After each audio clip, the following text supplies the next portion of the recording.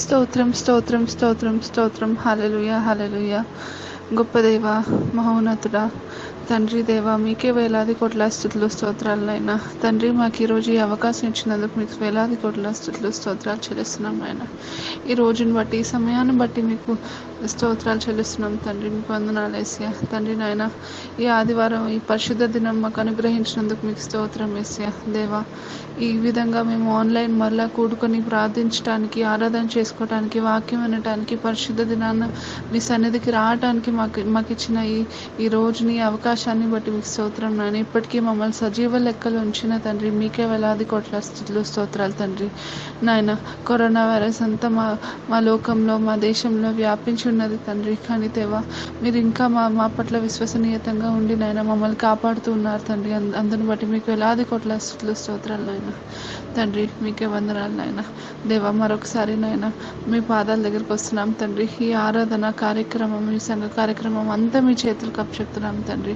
దేవ, సమస్త మహిమ ఘనత మీకే కలగాలి తండ్రి నాయన. దేవ, మా ఆరాధనలో, పాటల్లో, వాక్యంలో, దేవ, ప్రార్థనలో, ప్రతి కార్యక్రమంలో తండ్రి మీరే నడిపించి, మీరే తోడుగా ఉండండి నాయన. దేవా, మీ ప్రెజెన్స్ మా మధ్యలో ఉంచండి తండ్రి నాయన.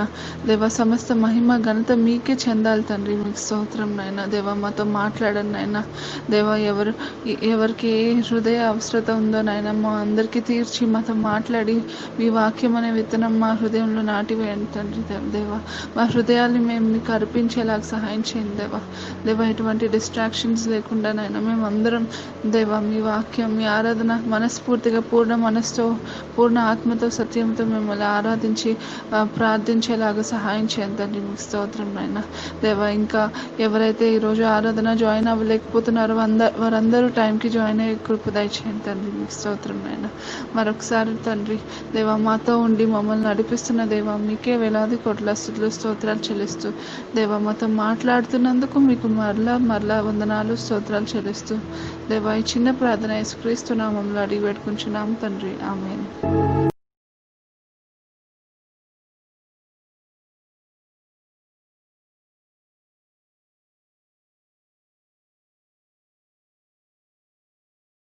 హల్లెలూయా. ఈ సమయంలో రండి స్తుతించుచు పాడుడి పాట పాడుకుందామంటే.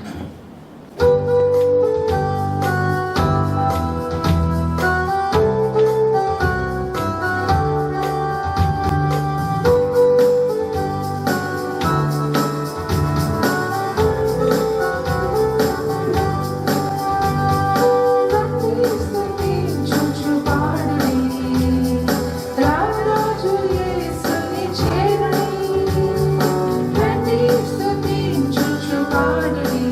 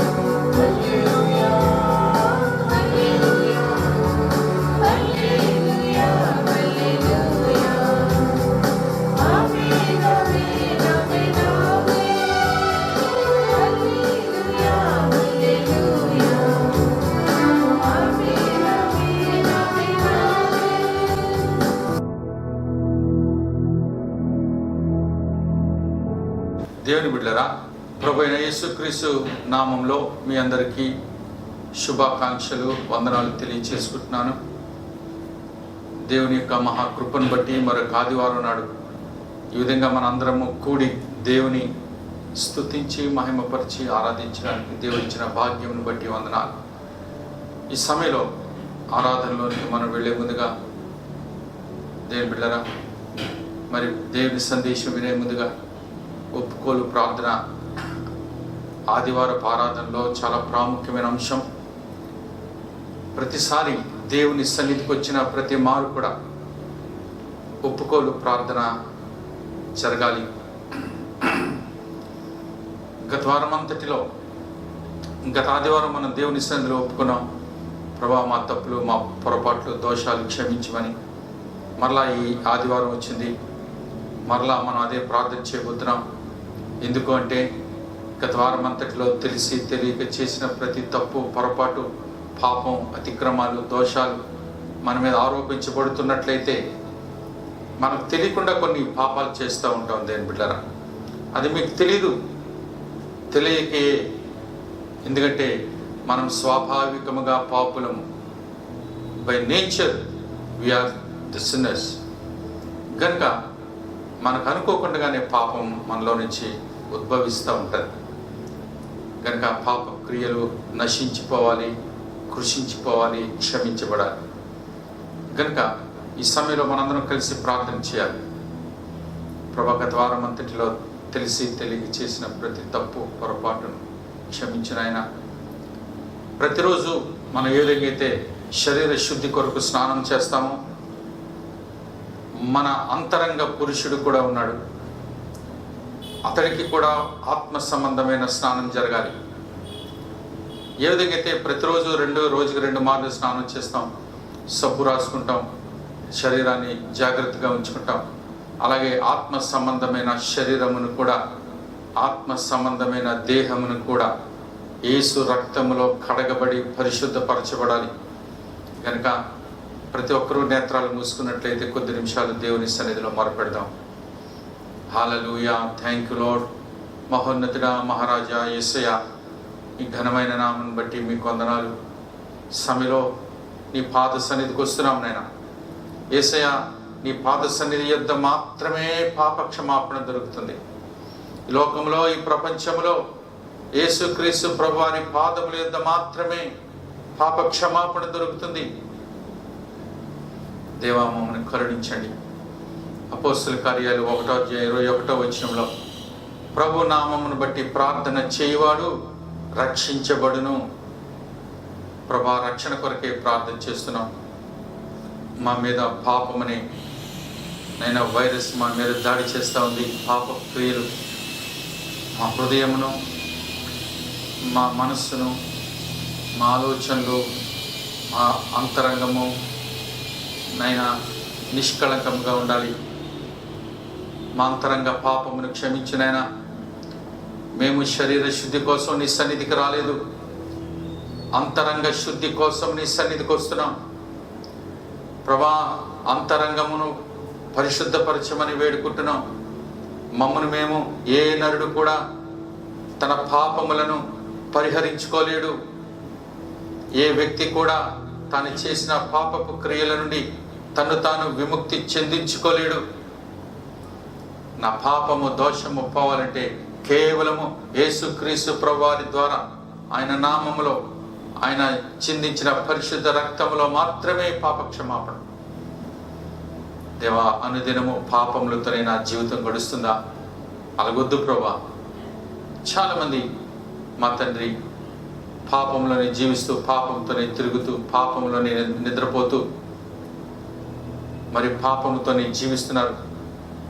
ప్రభా, ఈ ఉదయకాల సమయంలో యేసు రక్తము మా ప్రతి పాపం నుండి కడగబడును గాక.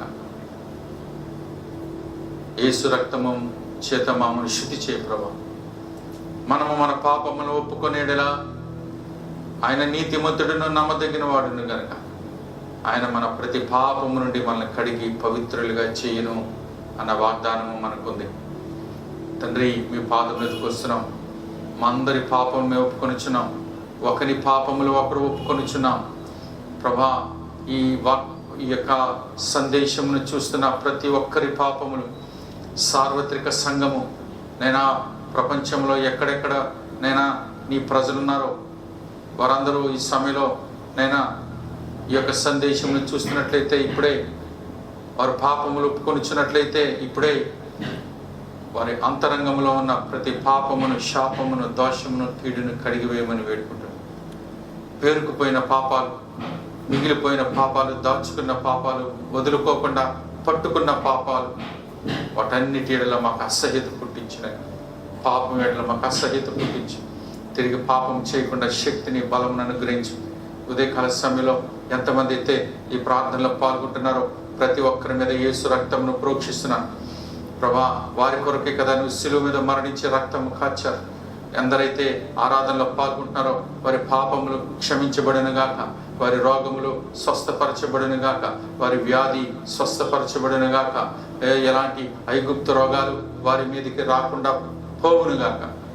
తండ్రి మీ కొందనాలు. ప్రతి వారి పాపములు క్షమించినాయన ప్రభా, వారిని నీతిమంతులుగా చేయి ప్రభా. నేను ప్రతి ఒక్కరి పాపమును క్షమించి వారి హృదయంలోని ఆత్మతో నింపమని వేడుకుంటున్నాం. వారిని పరిశుద్ధపరచమని వేడుకుంటున్నాం. నీ పరిశుద్ధమైన జనాంగంగా చేయమని వేడుకుంటున్నాం. పాపములు క్షమించబడటం ద్వారా మేమందరం నీకు దగ్గర వారం అవుతాం. నైనా యేసయ్యా, నీకు సన్నిహిత సంబంధం కలిగి ఉండాలి. మరలా పాపము చేయకుండా జాగ్రత్త వహించడానికి కృప దయచేయండి. మరలా తప్పులు, పొరపాట్లు పడిపోకుండా నైనా అటువంటి జీవితం మాకొద్దునైనా మమ్మల్ని మేము ఉపేక్షించుకొని సరి చేసుకొని మెలకువగా ఉండి మా ఆత్మీయ జీవితాన్ని నీ సన్నిధిలో వాక్యానుసారంగా నడిపించుకోవడానికి కృప దయచేయమని నజరేయుడైన యేసుక్రీస్తు ప్రభు నామములో వేడుకుంటున్నాం తండ్రి. ఆమేన్. దేవుని నామానికి మహిమ కలుగును గాక. దేవుని బిడ్డలారా, ఈ సమయంలో మన పాపములను ఒప్పుకున్నాం. దేవుడు మన అతిక్రమాలు, పాపములు క్షమించాడని నమ్మి దేవునికి స్తోత్రం చెల్లించండి. ఆమేన్.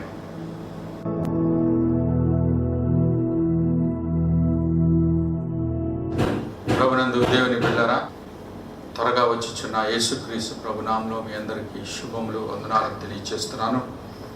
అందరూ బాగున్నారా? మనము దేవుని శరీరముగాను, దేవుని జీవము గల సంఘముగాను పిలువబడుతున్నాం.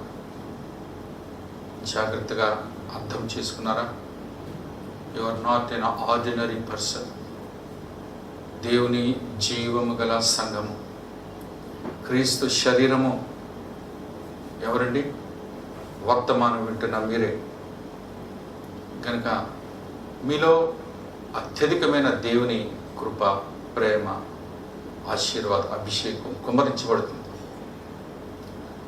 విషయాలని జ్ఞాపకం చేసుకుని నేను ప్రభు కొరకు ప్రత్యేకించబడ్డానని, ప్రభు కొరకు నాజీరు చేయబడిన వారమని, ప్రభు కొరకు పరలోకము కొరకు ఎగిరిపోయే సంఘములో ఉండేవారమని ఇవన్నీ జ్ఞాపకం చేసుకుని అతి జాగ్రత్తగా మీరు జీవించాలని కోరుతున్నాను. దేని బిడ్డలారా, ఈ దినం ఒక నీతి అనేటువంటి ఒక అంశం కొరకు మీతో మాట్లాడాలని నేను భావిస్తున్నాను. మరి నీతి అనగా రైచియస్నెస్ అనగా నీవు నీతిమంతుడు అయి ఉండాలి. అది చాలా అత్యవసరం. నీవు నీతిమంతుడు అయి ఉండుట క్రైస్తవ జీవితంలో తప్పదు, అత్యవసరం. You must. ఈ విషయాన్ని మీరు జ్ఞాపకం చేసుకోవాలి. నువ్వు నీతిమంతుడు అయి ఉండాలి. కనుక ఈరోజు ఆ నీతి అనే విషయం మీద కొంచెంసేపు వాక్యాన్ని ధ్యానం చేసుకుందాం. ఇది పరిశుద్ధ గ్రంథంలో it's a very doctrinal point. దేవుని యొక్క ధర్మశాస్త్ర క్రమ ఉపదేశం దీని మీద చాలా ఆధారపడి ఉంది. కనుక నీతి అనేటువంటి ఈ మాటను మనం నేర్చుకుందాం. దేని బిడ్డలారా, బైబిల్ గ్రంథం చెప్తుంది, రోమీలకు రాసిన పత్రిక 3:11 అంటుంది, నీతిమంతుడు లేడు, ఒక్కడునూ లేడు, అందరూ పాపము చేసి దేవుడు అనుగ్రహించి మహిమను పొందలేకపోతున్నారు. అందరూ పాపం చేశారు. నీతిమంతుడు అనేవాడు భూమి మీద లేడు. ఇది పాపుల లోకం. ఇందులో నీతిమంతుడు ఒక్కడునూ లేడు. అందరూ పాపము చేసి అందరూ నరకానికి వెళ్ళడానికి సిద్ధంగా ఉన్నారు. ఈ భూలోకం అంతా నరకంలో పడిపోవడానికి సిద్ధంగా ఉంది. అలాంటి సమయంలో యేసుక్రీస్తు ప్రభువారు లోకానికి వచ్చానంటున్న మాట ఏంటో తెలుసా? నేను నీతిమంతుల్ని పిలవటానికి రాలేదు, కానీ పాపులనే పిలవడానికి వచ్చాను. పాపులనే ఎందుకు పిలవడానికి వచ్చాడు అని అడిగితే ప్రభువారు దానికి ఏ విధమైన ఒక ఉపమానం చెప్పారు. వైద్యుడు ఎవరికి కావాలి? రోగులకే కదా. మరి రక్షకుడు ఎవరికి కావాలి? పాపం చేత శాపం చేత పట్టి పీడింపబడిచిన వారికి రక్షకుడు కావాలి. ఇది నాని యేసుక్రీస్తు ప్రభువారు పాపుల నిమిత్తం వచ్చారు. ఎందుకంటే మీరందరూ మంచిగా పాపం చేశారు, మీతో స్నేహం చేస్తాను, మీరంటే నాకు చాలా ఇష్టం అని కాదు. చాలామంది అన్యులు ఈ విధంగా మాట్లాడుకుంటున్నారు. దేని బిడ్డరా, నువ్వు పాపివి అని నీకు మెచ్చుకోవడానికి రావడం కాదు. నువ్వు పాపివి కనుక నీ మీద కనికరము చూపి నువ్వు నరకానికి వెళ్ళిపోతావు, దేవుని ఉగ్రతకు శిక్షకు పాత్రుడవుతావు కనుక నిన్ను ప్రేమించి నీ పాపమును క్షమించి నిన్ను నీతిమంతుడిగా చేయడానికి యేసుక్రీస్తు ప్రభువారు లోకానికి వచ్చాడు. నేను పాపుల దగ్గరికి వచ్చానంటే ఎందుకు? పాపులను ఏం చేస్తావు? పాపులను నీతిమంతులుగా చేస్తాను. నీతిమంతుడు అనేది పాపాత్ముడు అన్నదానికి ఆపోజిట్ వర్డ్. నీతి అన్న మాట పాపమునకు ఆపోజిట్ వర్డ్. మరి పాపము తీసివేయడానికి వచ్చాడు అంటే ఏమి ఇవ్వడానికి వచ్చాడు? నీతిని ఇవ్వడానికి వచ్చాడు. పాపుల దగ్గరికి వచ్చాడు. ఎందుకు? మిమ్మల్ని పాపులను నీతిమంతులుగా చేయడానికి. దేని పిల్లరా, నీతిమంతుడు నువ్వు తప్పనిసరిగా నీతిమంతుడు కావాలి, లేకపోతే నువ్వు ఇంకా పాపిగానే ఉంటావు. అందుకే రోమిలకు రాసిన పత్రిక 3వ అధ్యాయం 20వ వచనంలో ఉంది, ధర్మశాస్త్రము వలన అనగా పాత నిబంధనలో ఉన్న మోషే ద్వారా ఇవ్వబడిన ధర్మశాస్త్రము ద్వారా ఎవడునూ నీతిమంతుడిగా తీర్పు తీర్చబడడు. ధర్మశాస్త్రము ద్వారా, పాత నిబంధన గ్రంథంలో మోషే ద్వారా ఇవ్వబడిన ధర్మశాస్త్రము ద్వారా ఎవడునూ నీతిమంతుడిగా చేయబడలేడు. అందుకే ఆయన 21వ వచనంలో ఆయన అన్న మాట ఏముందంటే, ఆయన అంటున్నాడు చూడండి, అందులో ఒక మాట ఉంది,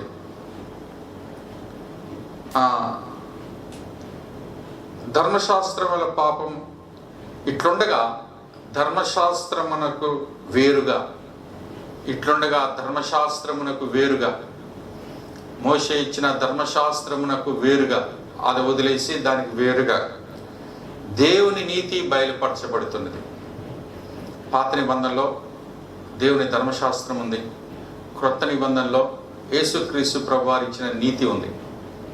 అయితే ఇప్పుడు దేవుని నీతిని బయలుపరుస్తూ ఉన్నాడట. కనుక ఈరోజు ప్రతి ఒక్కరము మనము నీతిమంతులమై ఉండాలని ప్రభు కోరుకుంటున్నాడు. ధర్మశాస్త్రమును బట్టి కాదు సుమా, పాత నిబంధన ధర్మశాస్త్రమును బట్టి కాదు, దేవుని నీతి, పరలోకము నుండి దేవుని నీతి మనకివ్వడానికి ఆయన లోకానికి వచ్చినాడు. దేవుని నామానికి మహిమ కలుగును గాక. ఈ లోకంలో ఉన్న నీతి కాదు, ఈ లోకంలో ఉన్నదంతా దుర్నీతి, అవినీతి, స్వనీతి గనుక ఇది కాదు. అందుకే నీ నీతి యావత్తు, ఈ లోకానుసారమైన నీతి యావత్తు దేవుని దృష్టిలో మురికి గుడ్డవలే ఉన్నాయి. పరలోకము నుండి దిగి వచ్చిన నీతి ఆయనే యేసుక్రీస్తు. ఆయన ద్వారా నిన్ను నీతిమంతుడిగా చేయడానికి ఇష్టపడుతున్నాడు. అందుకే చూడండి 3వ అధ్యాయం 22వ వచనంలో ఒక మాట ఉంది, యేసుక్రీస్తు నందలి విశ్వాసం మూలమునదై నమ్ము వారందరికీ కలుగు దేవుని నీతి. యేసుక్రీస్తు నందు విశ్వాసముంచుట ద్వారా యేసుక్రీస్తు పరలోకము నుండి దిగి వచ్చారు. ఆయన నా పాపముల నిమిత్తం వచ్చి శిలువ మీద మరణించి రక్తము కాచారు, బలియాగమయ్యారు. నేను నమ్ముతున్నాను ఆయన రక్షకుడు అని మీరు నమ్ముట ద్వారా మీకు దేవుని యొక్క నీతి కలుగుతుంది. దేని బిడ్డరా, నువ్వు అది చేశాను, ఇది చేసి ఏది చేసినా నువ్వు నీతిమంతుడు కావు. యేసుక్రీస్తు ప్రభువారు పరలోకం నుండి దిగి వచ్చారని ఆయన శిలువ మీద పాప క్షమాపణ కొరకు బలియాగమయ్యాడని నమ్మితే నీకు నీతి కలుగుతుంది అని 22వ వచనంలో, రోమీలకు రాసిన పత్రిక 3వ అధ్యాయం 22వ వచనంలో ఉంది. తర్వాత ఇంకో మాట చదువుతుంది దేని బిడ్డరా, 24వ వచనం ఒకటి ఉంది, రోమా 3:24.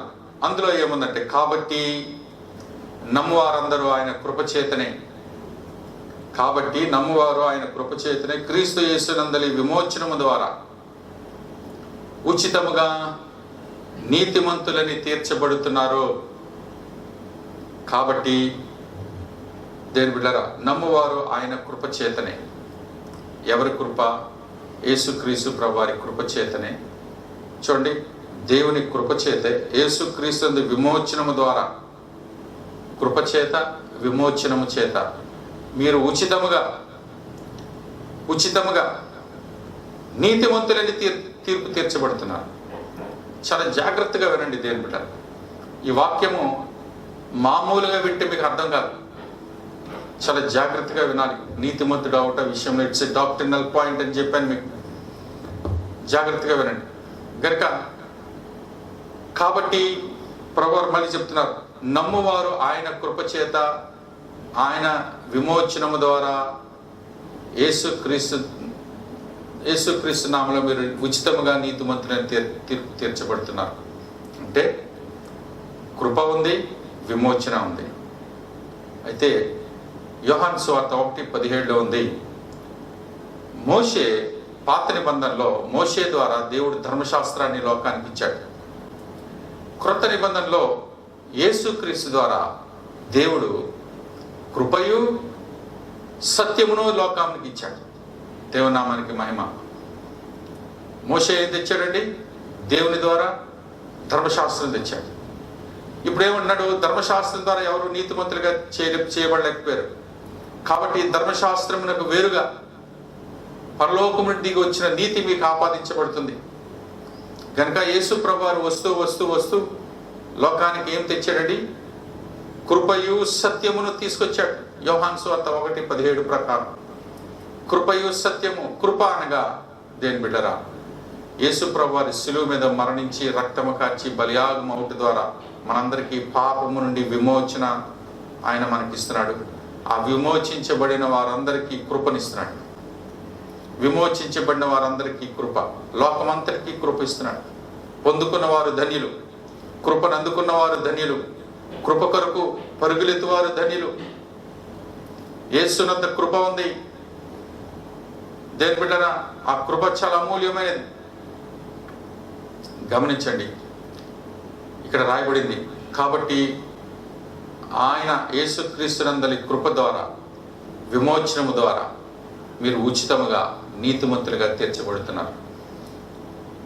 ఈరోజు కృప ఎక్కడుందండి? యేసుక్రీస్తు ప్రభు దగ్గర ఉంది. సమృద్ధిగా ఉంది, విస్తారముగా ఉంది. దేవాని కృప ఆకాశమును అంటుకుంటుంది, అంటే అంత ఎత్తుగా ఉంది. ఆకాశము కంటే ఎత్తైనది నీ కృప. భూలోకములో అందరూ చెప్తుంటారు లోకము పాపంతో నిండిపోయిందని. పాపంతో నిండిపోయింది కదా, అంతకంటే 10 రెట్లు ఈ లోకము దేవుని కృపతో నిండిపోయింది. నువ్వెంత పాపివైనా, ఘోర పాపివైనా సరే యేసయ్యా అని కేక పెట్టి నన్ను క్షమించు నాయన, హృదయపూర్వకంగా బ్రతిమలాడుతున్నాను, నన్ను కాపాడు అంటే ఆ కృప నిన్ను తాకి నిన్ను రక్షిస్తుంది. దేవుని బిడ్డరా, ఈరోజు చాలా జాగ్రత్తగా మెల్లిగా దేవుని వాక్యాన్ని మీరు నెమరు వేసుకోండి. తర్వాత గనక కాబట్టి నమ్మవారు ఆయన కృప చేతనే క్రీస్తు యేసునందరి విమోచనం ద్వారా ఉచితముగా నీతిమంతులుగా తీర్చబడుతున్నారు. ఇందాక మీకు చెప్పాను, నువ్వు తప్పనిసరిగా నీతిమంతులుగా తీర్చబడాలి, లేకపోతే నువ్వు ఎత్తబడే గుంపులో ఉండవు. మొదటిసారి వచ్చినప్పుడు యేసుక్రీస్తు ప్రభువారు పాపులను రక్షించడానికి వస్తున్నాడు, వారిని నీతిమంతులుగా చేయడానికి వచ్చాడు. ఆయన మళ్ళీ వచ్చినప్పుడు నీతిమంతుల్ని తీసుకెళ్ళిపోవడానికి వస్తా ఉన్నాడు. దేని బిడ్డలు, మరి నువ్వు నీతిమంతులుగా మార్చబడ్డావా? యేసు రక్తంలో కడగబడి ఆయన కృపను పొందుకున్నావా? ఆ అడుగు జాడల్లో నడుస్తున్నావా? ఆశ కలిగి దేవుని సన్నిధి వైపు చూస్తున్నావా? దేని బిడ్డరా, లేదంటే నిర్లక్ష్యంగా ఉన్నావా? విషయాన్ని మీరు జ్ఞాపకం చేసుకోవాల్సిందిగా కోరుతున్నాను. మరి ఇక్కడ 24వ వచనంలో ఒక మాట ఉంది, మళ్ళీ మీకు జ్ఞాపకం చేస్తున్నాను. కాబట్టి నమ్మువారు ఆయన కృప చేతనే క్రీస్తు యేసునందు విమోచనము ద్వారా ఉచితముగా నీతిమంతులుగా తీర్చబడి ఉన్నారు. ఉచితం అన్న ఏంటి ఉచితం అండి? ఉచితం అంటే ఏంటో తెలుసా? కొంతమంది ఏంటండి ఉచితం, నేను పరలోకానికి వచ్చానంటే ఏమనుకున్నారు? నేను ఎంత భక్తిగా ఉన్నానంటే ఏమనుకున్నారు? ఎన్నో త్యాగాలు చేశానండి, ప్రభు కొరకు ఎన్నో సహించానండి, భరించానండి, కాబట్టి దేవుడు నన్ను తప్పక పరలోకానికి తీసుకెళ్తాడండి అని అందరూ అనుకుంటారు. కానీ ఇక్కడ ఉంది అసలైనటువంటి డాక్ట్రినల్ పాయింట్. ఇది మీరు జాగ్రత్తగా వినాలి. దేని బిడ్డరా, చాలా మంది ఏమనుకుంటారంటే నా భక్తి నన్ను రక్షిస్తుందా, నేను ఎంతో కష్టపడ్డాను, నేను ఎన్ని లక్షల కోట్ల రూపాయలు నేను దేవుని కొరకు ఖర్చు పెట్టాను, నా జీవితం అంతా ప్రభుకి ఇచ్చాను, ఎంత ప్రయాసపడ్డాను కనుక నా క్రియలని దేవుడు చూసి నన్ను పరలోకానికి తీసుకెళ్ళి నన్ను గౌరవిస్తాడని అనుకుంటారు. అయితే దేవుని వాక్యం ఏం చెప్తుందో తెలుసండి. చూడండి దేవుని బిడ్డరా, 27వ వచనంలో 3:27 కాబట్టి అతిశయ కారణం ఎక్కడ? అది కొట్టివేయబడినో. ఎవరైనా సరే అతిశయించడానికి వీల్లేదు, అది కొట్టివేయబడింది. అంటే అర్థం ఏంటి? ఏమండి, నేను ప్రభు కొరక అన్ని గొప్ప కార్యాలు చేశానండి, కొరడా దెబ్బలు తిన్నానండి, లేకపోతే నేను అంత బంగారం పొదిగించి దేవుని మందిరానికి ఇచ్చానండి, ఆ మందిరం నేనే కట్టించానండి, ఆ టేబుల్ కుర్చీలు నేనే ఇచ్చానండి. అతిశయ కారణమా? అతిశయిస్తున్నావా? అతిశయ కారణం కొట్టివేయబడింది. దేవుని దగ్గర అది పని చేయదు. నువ్వు ఎంత బంగారం ఇచ్చినా, ఎంత డబ్బు ఇచ్చినా, నువ్వు ఎన్ని శ్రమలు పొందినా, కొరడా దెబ్బలు తినినా, దానివల్ల కాదు దేవుడు నీకు పరలోకానికి తీసుకువెళ్ళేది. అవేమి కూడా దేవుడు చూడని అంటున్నాడు. మరేంటట? ఎట్టి న్యాయం బట్టి అది కొట్టివేయబడిన. అతిశయ కారణం ఎట్టి న్యాయం బట్టి కొట్టివేయబడిన రాయబడింది. క్రియా న్యాయం బట్టి, ఆ విశ్వాసం బట్టి. చూడండి 28వ వచనం కాబట్టి కాగా ధర్మశాస్త్ర సంబంధమైన క్రియలు లేకుండా, మళ్ళీ చదువుతున్నాను, ధర్మశాస్త్ర సంబంధమైన క్రియలు లేకుండా విశ్వాసం వల్లే మనుషులు నీతిమంతులుగా తీర్చబడుచున్నారని ఎంచుచున్నాము. ధర్మశాస్త్ర సంబంధమైన క్రియలు లేకుండా విశ్వాసము ద్వారా నీవు నీతిమంతులుగా తీర్పు తీర్చబడుతున్నావు. విశ్వాసము ద్వారా నువ్వు తీర్పు తీర్చబడతావు నీతిమంతుడని. ధర్మశాస్త్ర సంబంధమైన క్రియలు లేవు. ధర్మశాస్త్ర సంబంధమైన క్రియలు అంటే నువ్వు బలులు ఇవ్వాలి, గొర్రెపోతులు తేవాలి, మేకపోతులు తేవాలి, నువ్వు అది చేయాలి, ఇది చేయాలి, అది రకరకాలన్నీ చెప్పాడు. అవేమి లేకపోయినా సరే నువ్వు దేవుని సన్నిధిలో నేను బలలు ఇచ్చానండి, మందిరం కట్టించానండి, గోడలు కట్టించానండి, అది చేశానండి, ఇది చేశానండి, నువ్వు ఏది చేసినా సరే అది అతిశయ కారణం కొట్టివేయబడింది. ప్రభువు చెప్తున్నారు ఎట్టి న్యాయం బట్టి అంటే ఇక్కడ వ్రాయబడింది ధర్మశాస్త్ర సంబంధమైన క్రియలు లేకుండా విశ్వాసం వల్లనే మనుషులు నీతిమంతులుగా తీర్చబడుతున్నారు. విశ్వాసం ద్వారా నువ్వు నీతిమంతుడు అవుతావు, క్రియల ద్వారా కాదు. ఇన్ని గొప్ప క్రియలు చేశాను కనుక.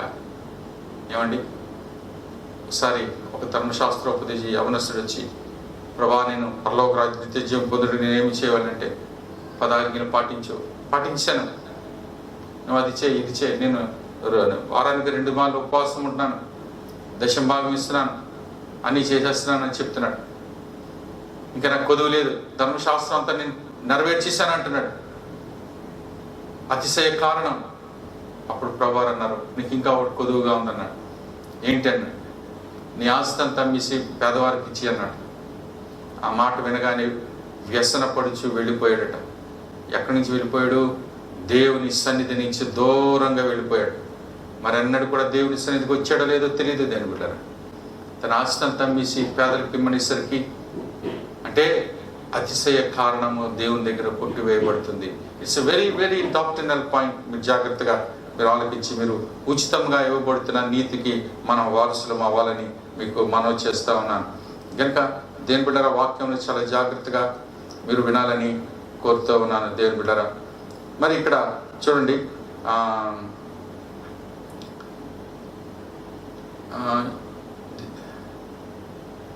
కాబట్టి 4వ అధ్యాయం 1వ వచనం 2వ వచనం, అబ్రహాము క్రియల మూలంగా నీతిమంతుడిని తీర్చబడినలా అతనికి అతిశయ కారణము కలుగును గాని అది దేవుని ఎదుట కలగదు. ఇక్కడ 4వ అధ్యాయం 2వ వచనంలో ఉంది. ఒకవేళ అబ్రహాము అతిశయించడానికి ఏమైనా కారణాలు ఉన్నాయా? ఉన్నాయి. ప్రభా, నువ్వు పిలవగానే మీ ఇంటిని, మీ ఊరిని, మీ బంధువుల్ని, నీ అందరినీ విడిచిపెట్టి వెళ్ళిపోనేసరికి ఎవరు ఎక్కడ చెయ్యలేనటువంటి గొప్ప కార్యం అబ్రహాం చేశాడు. అయినా దాన్ని బట్టి అతిశయ కారణం అబ్రహాంకి కలగదంటున్నాడు బైబిల్ గ్రంథంలో. నో, ఒకవేళ అది అతిశయ కారణమైతే అబ్రహాము పరలోకానికి వెళ్ళి, నేనండి దేవుడు ఇలా చెప్తే ఇలా చేశానండి, దేవుడు నన్ను కరుణించకపోతే ఎవరిని కరుణిస్తాడండి అని మాట్లాడతారు మన ప్రజలు. అందుకు అతిశయ కారణాలన్నీ కొట్టివేయబడుతూ ఉన్నాయి. నా కుమారుడిని బలియమంటే నేను తీసుకెళ్ళి నా కుమారుడికి బలివ్వబోయానండి, ఎవరైనా చేయగలరాగా? నా పెద్ద కుమారుడిని ఇష్మాయిల్ ఇంటి దగ్గర నుంచి పంపేయమంటే పంపేశానండి, ఎవరైనా చేయగలరా? దేని బిడ్డరా? రాయబడింది, అబ్రహాము దేవుని నమ్మెను, అది అతనికి నీతిగా ఎంచబడింది. అబ్రహాము ఏ విధంగా నీతిమంతుడయ్యాడంటే, ఇన్ని గొప్ప కార్యాలు చేశాడు కనుక, దేవుడు నీ చేసావు కనుక నువ్వు నీతిమంతుడు అయ్యాలా. నీ క్రియలన్నీ పక్కన పెట్టు, నువ్వు దేవునిని 100% నమ్మావు. నమ్మి దేవుని మాట మీద ఖచ్చితంగా ఆధారపడి గౌరవించి విశ్వాసంతో ముందుకెళ్ళావు, అది నీకు నీతిగా ఎంచబడింది అని ప్రభువారు ఇక్కడ మనకు చెప్తా ఉన్నాడు. కనుక ఈ మాటలు దేవుని బిడ్డరా జాగ్రత్తగా మీరు గ్రహించకపోతే అర్థం కాదు. కానీ ఇది కంపల్సరీగా మీరు వినాలి. మీరు నీతిమంతులుగా ఉండే నీతిమంతుడి జీవితం మీకు రావాలంటే ఈ వర్తమానం మీరు జాగ్రత్తగా విని తీరాల్సిందే దేవుని బిడ్డరా. దయచేసి చూడండి, లేఖనం ఏమి చెబుతుంది? అబ్రహాము దేవుని నమ్మినది అతనికి నీతిగా ఎంచబడింది. 4వ వచనం, పని చేయువానికి జీతము రుణమే గాని దానమని ఎంచబడదు. పని చేయక భక్తిహీను నీతిమంతుడిగా తీర్చువానిందు విశ్వాసం ఇచ్చువానికి విశ్వాసము నీతిగా ఎంచబడుచున్నది. ఇక్కడ అంటున్నాడు, నువ్వు ఏదైనా పని చేసావు, దినమెల్లా కష్టపడి, ఒక వ్యక్తి దినమెల్లా కష్టపడ్డాడు, అతనికి సాయంకాలం అవగానే తనకు రావాల్సిన వేజెస్ లేకపోతే ఆ కూలి డబ్బులు ఇస్తారు. అతను పుచ్చుకుంటున్నప్పుడు ఏ విధంగా పుచ్చుకుంటాడు తెలుసండి? వాళ్ళు ఏదో దానం చేస్తున్నారు, నేను పుచ్చుకుంటున్నాను అనుకున్నట్టు పుచ్చుకోడు. నా రైట్ అది. అతిశయ కారణం. నేను కష్టపడ్డాను కనుక నాకు డబ్బులు వచ్చాయి కనుక ఇది అతిశయ కారణం. ఇది లోకంలో జరుగుతుంది. ప్రభు అంటారు, అది పరలోకంలో జరగదు. నేను దినమంతా కష్టపడ్డాను, ఆ పని చేసేవాడికి జీతము రుణమే గాని దానము కాదు. అది లోకంలో ఉన్న సాంప్రదాయం, లోకంలో ఉన్న న్యాయం. నిజమే, దినమంతా కష్టపడితే అది దానం కాదు, అది జీతమే, రుణమే. ఎవరైతే పని చేయించుకున్నాడో ఆ వ్యక్తికి రుణగ్రస్తుడు అయిపోతాడు. సాయంకాలం డబ్బులు ఇచ్చి తీరాలి. అయితే పరలోకంలో ఈ మాట వర్తించదు దేని బిడ్డ. అంటే దేవుడేమంటున్నాడో తెలుసా? నీతి అనేది ఉచితంగా ఇవ్వబడుతుంది, అది విశ్వాసము ద్వారా. నువ్వెన్ని క్రియలు చేసినా దేవుడు వాటిని చూడడం లేదు. నీ గుండెలో ఉన్న విశ్వాసమును బట్టి మాత్రమే దేవుడు నీకు నీతిమంతుడిగా తీర్పు తీరుస్తున్నాడు అనే సంగతి మనం గ్రహించాలి. దేవుని బిడ్డ చూడండి, 6వ వచనం, ఆ ప్రకారమే క్రియలు లేకుండా దేవుడు ఎవరిని నీతిమంతుడిగా ఎంచినో ఆ మనుష్యుడు ధన్యుడని దావీదు కూడా చెప్పుచున్నాడు. ఎలాగనగా తన అతిక్రమలకు పరిహారం నొందినవాడు, తన పాపమునకు ప్రాయశ్చిత్తం నొందినవాడు ధన్యుడు. ఆ ప్రకారమే క్రియలు లేకుండా దేవుడు ఎవరిని నీతిమంతులుగా ఎంచినో అతడు ధన్యుడు. క్రియలు లేకుండా ఎవడు నీతిమంతుడిగా ఎంచబడతాడు? ఏమండి, ఇతడిలో ఈ దేవుని కొరకు చేసిన ఒక్క క్రియ లేదండి అంటే. కానీ ఒక వ్యక్తిలో ఎన్నో గొప్ప కార్యాలు చెప్పుకోవడానికి, వినడానికి ఎన్నో ఉన్నాయి. వాటి వల్ల అతడు నీతిమంతుడు కాలేడు. ఒక వ్యక్తి, ఇద్దరు దేవుని సన్నిధికి వచ్చారు. ఒక వ్యక్తి మందిరంలో ప్రవేశించి, ప్రభా నీకు ప్రతి వారం కూడా నీకు దశంభాగం ఇస్తున్నాను, రోజుకి 2 మార్లు ఉపవాసం ఉంటున్నాను, ఇంకా దేవుని సన్నిధికి గోడలు కట్టించాను, టేబుల్ ఇచ్చాను, ఫ్యాన్లు ఇచ్చాను, ఏసీలు ఇచ్చాను, ప్రభా రంగులే ఇచ్చాను, అన్నీ నేనే చేయించాను, ఎంత గొప్ప కార్యాలు నీ కొరకు చేశాను అంటున్నాడు. ఒక వ్యక్తి దూరంలో నిలబడి, ప్రభా ఏమీ చేయలేకపోయినా పాపినైనా నన్ను క్షమించని ఆ ద్వారం దగ్గర నుంచి కేక వేస్తే దేవుడు అంటున్నాడు, ఇతని కంటే అతడు నీతిమంతుడిగా చేర్చబడి ఇంటికి వెళ్ళాను. ఏంటండి ఈ రూల్ ఏంటి, లా ఏంటి, నాకు అర్థం కావడం అనేది సరిగ్గా. దేని బిళ్ళరా, దేవుని దగ్గర ఈరోజు ఒక గొప్ప విషయాన్ని మనం నేర్చుకుందాం. యేసుక్రీస్తు ప్రభు వారికి ప్రక్కన ఒక మనిషి, 2 దొంగలు సిలువేయబడుతున్నారు, 3 సిలువేయబడుతున్నారు, మధ్యలో యేసయ్య.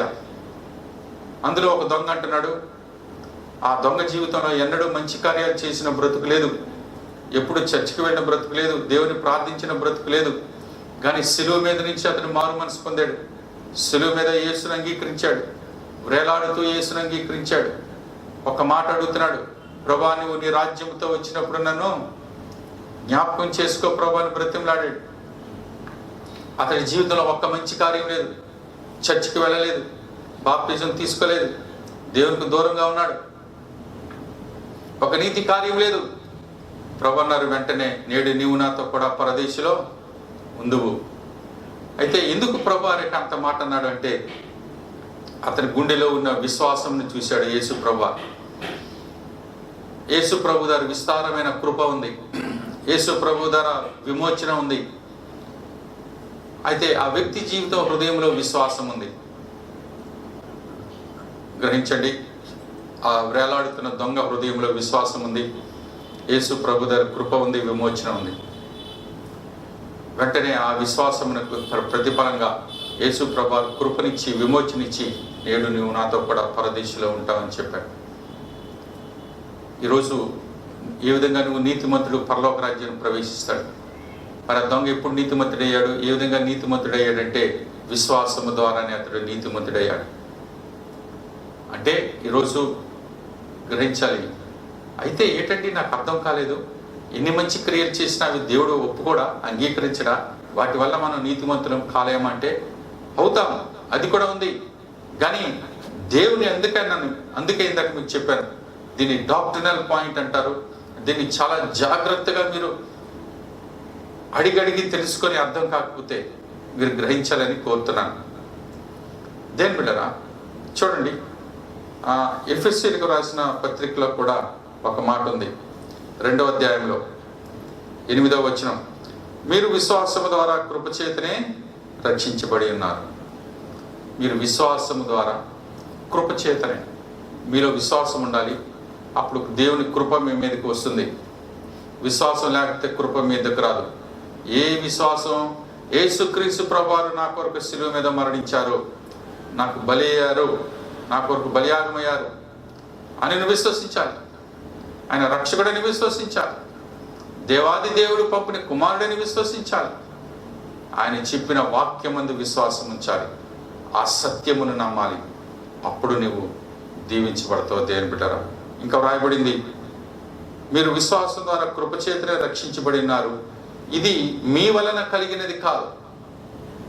చూసారండి, ఏమండి నేను గత 40 సంవత్సరాలుగా దేవుని సన్నిధికి వస్తున్నానండి, మారు మనసు పొందానండి, ఎంతో ఉపవాసాలు చేశానండి, అందుకే దేవుడు నేను రక్షించాడండి. కాదు, అది మీ వలన కలిగినది కాదు, అది దేవుని వరమే. అది దేవుని వరమే అనాలి, కానీ అది దేవుని నా వల్లనే నా క్రియల వల్ల. చూడండి, అది క్రియల వల్ల కలిగినది కాదు కనుక ఎవడను అతిశయపడ వీలు లేదు. 9వ వచనం, అది క్రియల వల్ల కలిగినది కాదు. నీ రక్షణ నీ క్రియల వల్ల కలిగినది కాదు, నీ భక్తి వల్ల కలిగినది కాదు, నీ ప్రార్థన వల్ల కలిగినది కాదు, నీ మంచితనం వల్ల కలిగినది కాదు. ప్రభు అంటాడు, అది దేవుని వరమే. గనుక ఎవడను అతిశయపడ వీలు లేదు. అతిశయపడకండి దేవుని సన్నిధిలో. దేవుని బిడ్డరా, ఇక్కడ ప్రభు మనకు నేర్పిస్తున్న ఒక మాట ఉంది, ఏంటో తెలుసా? నీ భక్తి విషయంలో, నీ జ్ఞానం విషయంలో, దేవుని కొరకు నువ్వు ప్రయాసపడుతున్న విషయాల్లో అతిశయం నీకొద్దు. అంత దేవుని కృపే. మన నీతి క్రియల వల్ల, మన భక్తి వల్ల దేవుడు మనల్ని రక్షించలేదు అంటున్నాడు. కేవలం నీ హృదయంలో ఉన్న విశ్వాసము, ఒకవేళ క్రియలు నీ దగ్గర లేకపోయినా నీ విశ్వాసమును బట్టి దేవుడు నిన్ను ఆశీర్వదిస్తాడు. కానీ నీతిమంతుడు విశ్వాసం మూలంగా క్రియలు చేస్తాడు. హల్లెలూయా. దాని ఈ నీతి యొక్క లాస్ట్ పాయింట్ యొక్క సారాంశం ఏంటంటే దేవుని బిడ్డరా, నేను నక్షల్గా చెప్పడానికి నిన్ను ముగించేస్తున్నాను. ఏంటి అంటే యాకోబు పత్రికలో ఉంది, ఇక్కడ రాయబడింది, క్రియలు లేని విశ్వాసము మృతము, క్రియలు లేకుండా విశ్వాసము ఉంటే నీకు ఏమంటే నాకు విశ్వాసం ఉందండి కానీ క్రియలు లేవని అంటే ప్రభువారు అంటారు అది క్రియలు లేకపోతే అది విశ్వాసము కాదు. చూడండి యాకోబు 2:17 ఉంది, అలాగే విశ్వాసము క్రియలు లేనిదైతే అది ఒంటిగా ఉండి మృతమగును. అంటే క్రియలు ఉండాలి. రెండోది యాకోబు 2:20, వ్యర్థుడా క్రియలు లేని విశ్వాసము నిష్ఫలమైనది నువ్వు తెలుసుకొని కోరుచున్నావా. అంటే ఇక్కడ గ్రహించాలి, నక్షల్లో చెప్తున్నాను, నువ్వు ఎన్ని గొప్ప కార్యాలు చేసేది గనక నేను మంచివాడిని విశ్వాసిని గొప్పవాడిని చెప్పుకుంటే అది దేవుని సన్నిధిలో అది దేవుడు ఒప్పుకోడు. కానీ నువ్వు మంచి విశ్వాసి అయిన తర్వాత చూడండి క్రియలు మొదట క్రియలు చేశాను గనుకనే మంచి విశ్వాసి అయినా. చూడండి మళ్ళీ చెప్తున్నాను, నేను ఎన్నో క్రియలు చేశాను అందుకే నీతిమంతుడయ్యాను. నో, నువ్వు మంచి విశ్వాసివి గనుకనే నీతి క్రియలు చేసావు, దేవుడికి అది కావాలి. మళ్ళీ చెప్తున్నాను నక్షల్లో, ప్రభా నీ కొరకు వస్త్రదానము, అన్నదానము, గోదానము, భూదానము అన్ని దానాలు చేశాను ప్రభా అంటే గనుక నేను ఇప్పుడు నేను నీతిమంతుడిని గనుక నేను రక్షించబడతానంటే ప్రభు అన్నాడు.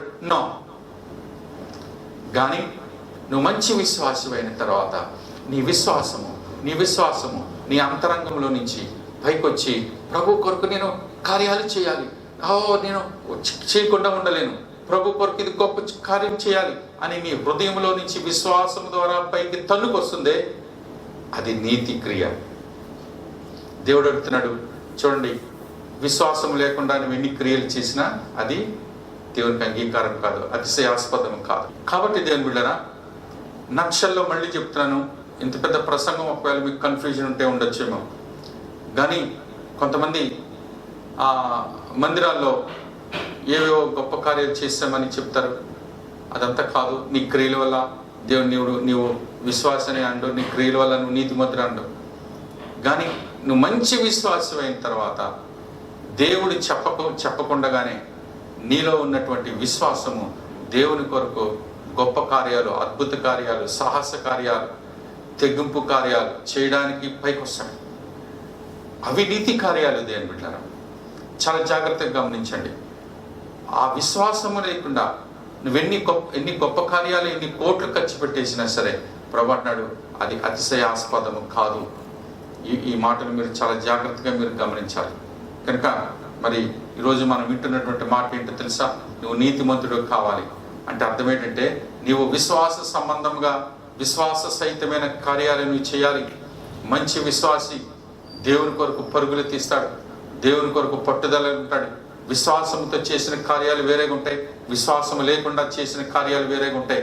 విశ్వాసము లేకుండా చేసే కార్యాలు నిర్జీవ కార్యాలు, విశ్వాసముతో చేసిన కార్యాలు ఆత్మ సంబంధమైన కార్యాలు, అవి దేవునికి కావాలి. ఈరోజు నీవు నీతిమంతుడిగా ఉండాలి. నీతిమంతుడు అంటే దేవుని వాక్యానుసారంగా వాక్యమును నెరవేర్చడానికి ఆ విశ్వాసము పరుగులెడుతుంటుంది. కష్టం వచ్చినా, నష్టం వచ్చినా, ఇరుకొచ్చినా, ఇబ్బంది వచ్చినా, చెమట కార్చినా, రక్తము కార్చినా, ప్రాణాలు వలసి వచ్చినా నేను ప్రభు కొరకు నిలబడతాను. అది నీతి సంబంధమైన క్రియలు. కనుక దేవుని బిడ్డరా, మరొకసారి దీనికి వివరిస్తాను, సమయం అవుతుంది కనుక. విశ్వాసం లేకుండా ఎన్ని కార్యాలు, ఎన్ని క్రియలు చేసినా నువ్వు నీతిమంతుడిగా మార్చబడలేవు. మరి విశ్వాసముతో దేవుని కొరకు నువ్వు ఆటోమేటిక్గా కార్యాలు చేస్తావు. ఒకవేళ కార్యాలు లేకపోయినాను నీ విశ్వాసమును బట్టి నువ్వు నీతిమంతుడు. ఇందాక మీకు చెప్పాను, శిలువ మీద వేలాడుతున్న దొంగ జీవితంలో ఏ మంచి కార్యాలు లేవు, అయినా సరే విశ్వాసం ఉంది. ఆ విశ్వాసమును బట్టే దేవుడు నీతిమంతుడిగా చేసి పరలోకానికి తీసుకెళ్ళాడు. అలాగా దేని బిడ్డ, మనకి రక్షణ పొందిన తర్వాత చాలా సంవత్సరాలు మనం బ్రతికాం కనుక ఈ సంవత్సరాలన్నిటిలో నీతియుక్తంగా జీవించాలి, విశ్వాస సంబంధమైన జీవితం జీవించాలి. విశ్వాసంతో దేవుని వాక్యానుసారమైన జీవితం జీవించాలి. ప్రభువును ప్రేమిస్తూ పూర్ణ హృదయంతో, పూర్ణ ఆత్మతో, పూర్ణ బలముతో, పూర్ణ సంతోషముతో దేవుని కార్యాలు జరగాలి. అది దేవునికి మహిమ. దేవుని కార్యాలు ఏది చేసినా, దేవుని సన్నిధికి మీరు ఏది తెచ్చినా, దేవుని సన్నిధికి ఏది మీరు మరి ప్రయాసపడుతున్నా, ఒకవేళ చెమట కార్చవలసి వచ్చినా, నింద భరించవలసి వచ్చినా, రక్తము కార్చవలసి వచ్చినా, పూర్ణ సంతోషంతో నువ్వు ఆ పని చేయాలి. విసుగు లేకపోతే ఇబ్బంది, సడుగు ఇవేమి లేకుండా చేస్తే దేవుడు నేను దీవించబోతున్నాడు. కనుక నీతిమంతులమై జీవితం. మరలా యేసు ప్రభువారు నీతిమంతుల కొరకు రాబోతున్నాడు. నీతిమంతుల జీవితం ప్రభువారు మనకు అనుగ్రహించిన గాక. ఆమేన్. తండ్రి నీ వందనాలు. వీళ్ళందరికీ నీతియుక్తమైన జీవితం దయచేయమని యేసు నామమున వేడుకున్నాను తండ్రి. ఆమేన్. దేని బిడ్డరా, కొద్దిగా అనౌన్స్మెంట్స్ విన్న తర్వాత క్లోజింగ్ ప్రేయర్ బెనడిక్షన్ తీసుకుందాం. మరి ఈ మధ్య కాలంలో మన ప్రపంచవ్యాప్తంగా ఉన్న కరోనా వైరస్ చాలా విజృంభిస్తున్న దినాలు. దయచేసి పెద్దలైన వారు ఎవరు కూడా బయటికి రావద్దని మీకు మనవి చేస్తున్నాను. ఉద్యోగస్తులు, వ్యాపారస్తులు, చదువుకున్న వారు ఎవరైనా పైకి వెళ్ళవలసి వస్తే ఇంటి వద్ద ప్రార్థన చేసుకొని మరి ప్రొటెక్టివ్ గేర్ అంతా కూడా సర్దుకొని, face mask, gloves, eye protection, మరి శానిటైజర్ ఇవన్నీ తీసుకొని వెళ్ళి రావాల్సిందిగా కోరుతున్నాను.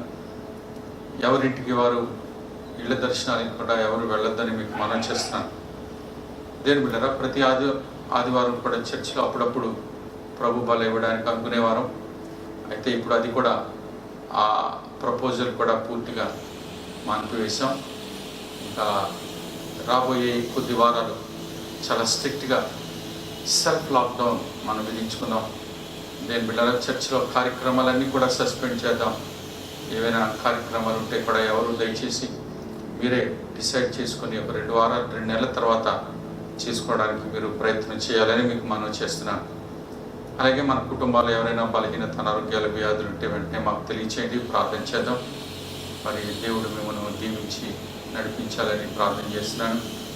దేని బిడ్డరా, మరి అదేవిధంగా సంఘ కానుకలు ప్రతి వారం మీరు తీస్తున్నారు, కానుకలు పంపిస్తున్నారు. మీకు వందనాలు. దేవుని ఎడల మీకున్న భక్తి, విశ్వాసము, శ్రద్ధ ఈ మూలంగా నేను తెలుసుకుంటున్నాను. కనుక దేవుడు మిమ్మల్ని బహుగా దీవించి ఆశీర్వదించి తృప్తిపరచునుగాక. మరి ప్రతిరోజు ఉదయం 8 గంటలకి స్పిరిచువల్ బ్రేక్ఫాస్ట్ అనే అరగంట కార్యక్రమం దయచేసి మీరు అందరూ చూస్తున్నారని నేను నమ్ముతున్నాను. అదేవిధంగా ప్రతిరోజు మధ్యాహ్నం కూడా జూమ్లో ఆన్లైన్ ప్రేయర్స్ జరుగుతూ ఉన్నాయి.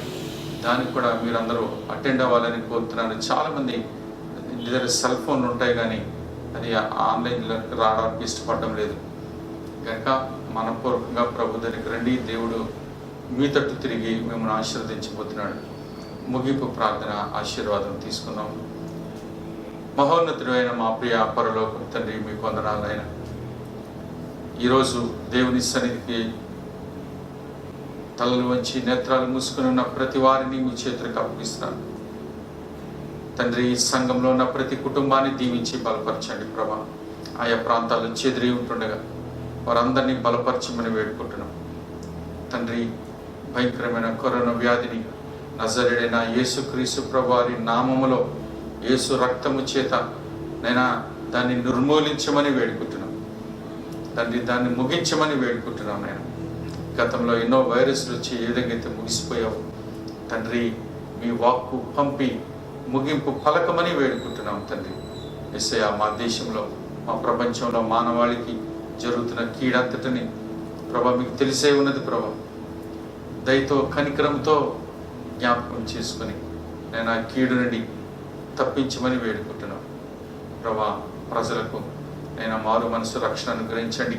ప్రజలందరి పాపములు మేము ఒప్పుకొనిచున్నాం. నేను మరి పాపములు క్షమించమని వేడుకుంటున్నాం. కరోనా వ్యాధి నుంచి విడిపించమని వేడుకుంటున్నాం. ప్రపంచం మీదనైనా ఈ భూగోళం మీద యేసు రక్తమును ప్రోక్షిస్తున్నాం. ప్రతి వ్యాధి, ప్రతి పాపం, ప్రతి శాపం, ప్రతి దోషం పౌరుగా తండ్రి మీ కృపా, కరుణ, కటాక్షములు మా మీదకి రానియమని వేడుకుంటున్నాం. మీకు వందనాలు ప్రభా. బిడ్డలందరినీ పేరు పేరున దీవించి ప్రతి వారికి స్వస్థత, రక్షణ, ఆరోగ్యము, బలము, ప్రార్థనాత్మ, గొప్ప నిరీక్షణ, సిద్ధపాటు నీ బిడ్డలకి దయచేసి మేమందరము నీ వైపు చూస్తూ బ్రతుకున్నట్లు కృప దయచేయమా. మా ప్రభును ప్రియరక్షకుడైన యేసుక్రీస్తు ప్రభు నామములో బ్రతిమాలి వేడుకుంటున్నాను తండ్రి. ఆమేన్. పరలోకమందున మా తండ్రి, మీ నామం పరిశుద్ధపరచబడును గాక, మీ రాజ్యం వచ్చును గాక, మీ చిత్తం పరలోకమందు నెరవేర్చినట్లు భూమి మీద నెరవేరును గాక. మా అనుదిన ఆహారం నేడు మాకు దయచేయండి. మా రుణస్తులు మీకు క్షమించిన ప్రకారం మా అపరాధములు క్షమించండి. మమ్మల్ని శోధనలోనికి తేక దుష్టుని తప్పించండి. రాజ్యము, శక్తియు, మహిమయు నిరంతరము మీరున్నారు తండ్రి. ఆమేన్. తొట్టిల్లకుండా మిమ్మల్ని కాపాడుటకును తన మహిమ ఎదుట మిమ్మల్ని నిర్దోషులుగాను నిరపరాధులుగాను నిలబెట్టుకు పరమ తండ్రి అయిన దేవుని ప్రేమ, యేసుక్రీస్తు ప్రభువారి కృప, పరిశుద్ధాత్మ దేవుని సన్నిధి నిత్యము మీకు, మీ కుటుంబాలు అనుదిన జీవితానికి తోడై ఉండి స్వస్థపరిచి, కాపాడి, రక్షించి నడిపించునుగాక. Amen, amen, amen. God bless you all. దేవుడు మిమ్మల్ని దీవించి ఆశీర్వదించునుగాక.